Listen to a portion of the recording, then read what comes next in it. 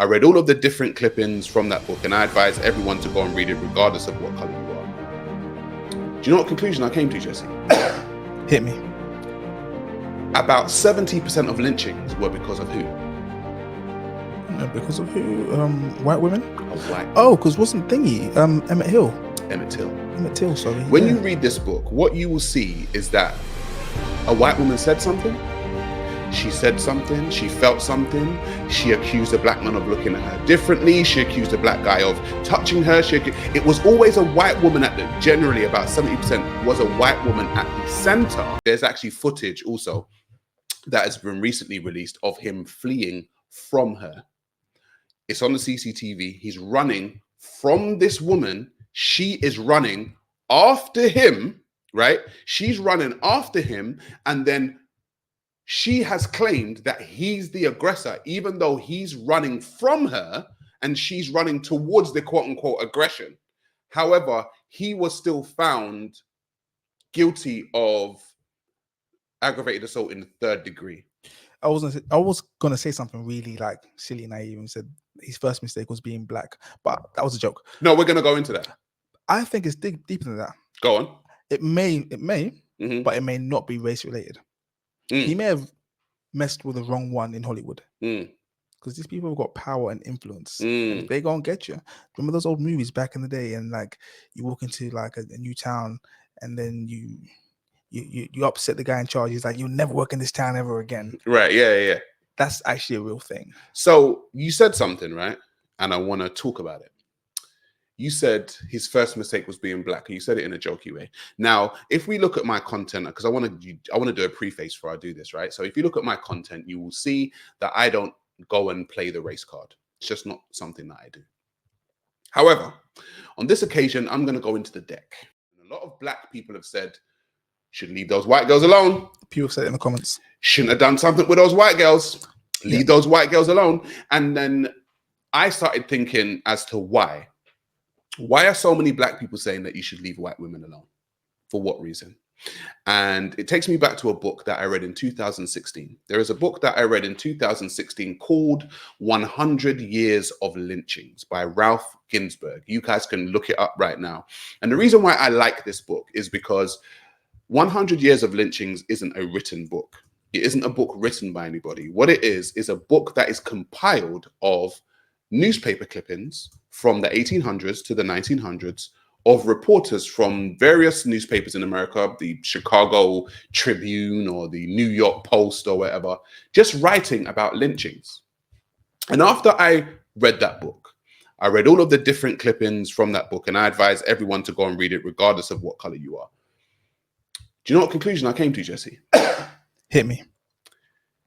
About 70% of lynchings were because of who?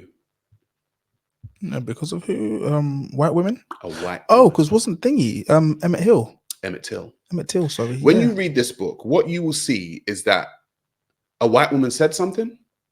She said something, she felt something, she accused a black man of looking at her differently, she accused a black guy of touching her. It was always a white woman generally about 70% was a white woman at the center of these lynchings. And so what would happen is this white woman would accuse this black guy of doing something. All of a sudden, this black guy would be lynched.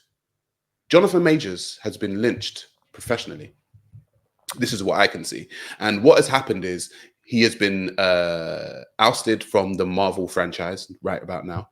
And he has been, quote unquote, lynched professionally because a white woman, and I told you I don't normally bring the race card out, but a white woman said that this black man done X, even though we already stated and read the fact that he didn't intend to do anything to her according to what has been reported, but he was still found guilty.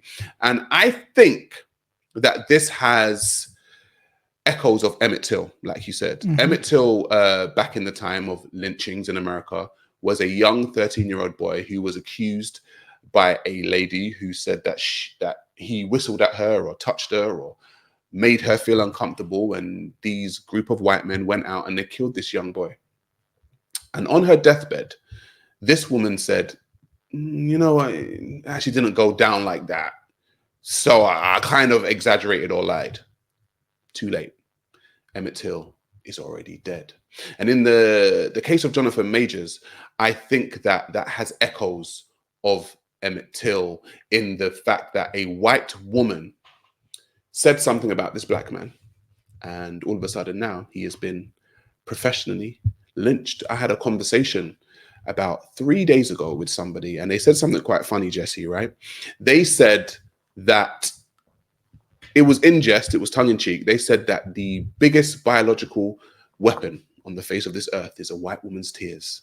Oh. You need to be very careful of them. And we saw it with the Johnny Depp case. What happened when Amber Heard was crying about Johnny Depp? All Amber Heard had to do was say that or insinuate that Johnny Depp done something with her. And all of a sudden, everybody was on her side. A white woman started crying and the whole world got on her side. Now, Johnny Depp was a white man. Now, we know as men that even though we may be innocent of something, if a woman, forget color now, if a woman accuses us of something in the department of SA or DV, we know we got a fight on our hands. And that's men in general. Amanda Knox, remember her? Amanda Knox.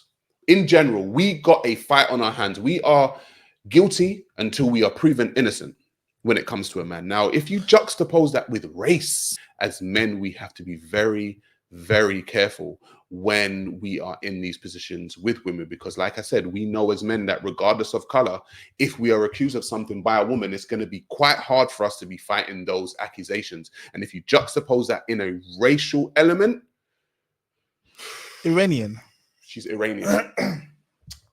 It's gonna be double for us. And I think, and I'm not saying for people not to get with white people or this kind of stuff, because I don't tell people what they should do in their relationships. I'm not in that position. I don't ever put myself in that position. If you love who you love who you love.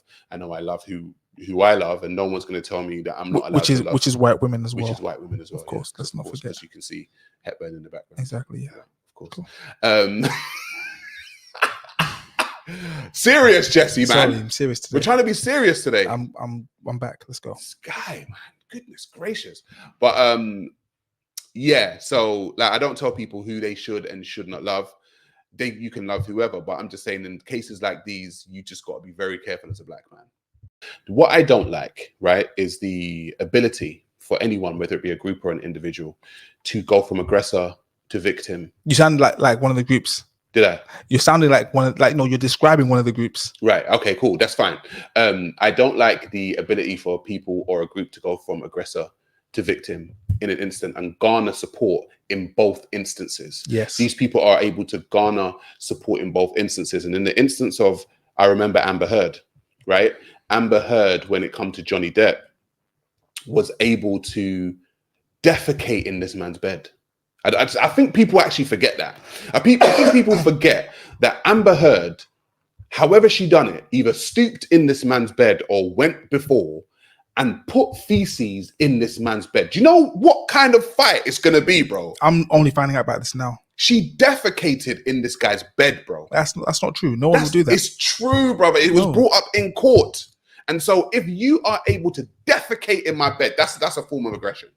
But then you're also able to sit down in court and say, oh, my dog stepped on a bee. It was just a kind of a surreal experience. And, it just went away. That just got fixed. We walked out of the trailer at some point. My dog stepped on a bee. We went to the vet and went on with our, vacation. We actually went to another location. This woman went from aggressor to victim, and the only reason why she was able to go from aggressor to victim is she realized that there are a bunch of people that, because like I said, if we go back to the race thing, she was a white woman, she was going to be able to garner that type of support in both instances, because if the instance where she did defecate in his bed, she could come with an excuse as, oh, well, the reason why I did that is because, and blame it on him. That's wild. Do you know what I'm saying? saying? To justify something like that and people to be like, fair. That's crazy, Yeah, it's crazy. Yeah, actually. And the thing is, what's interesting is that there are groups of people and people that I've known and I try to stay away from generally in this life who I know can go from aggressor to victim in a split second, because I know that regardless of whether they're in any state, whether the aggressive state or the victimhood state, I'm going to end up looking like the one who's in the wrong. It doesn't matter, because these people have that much power. And a lot of the time it's women.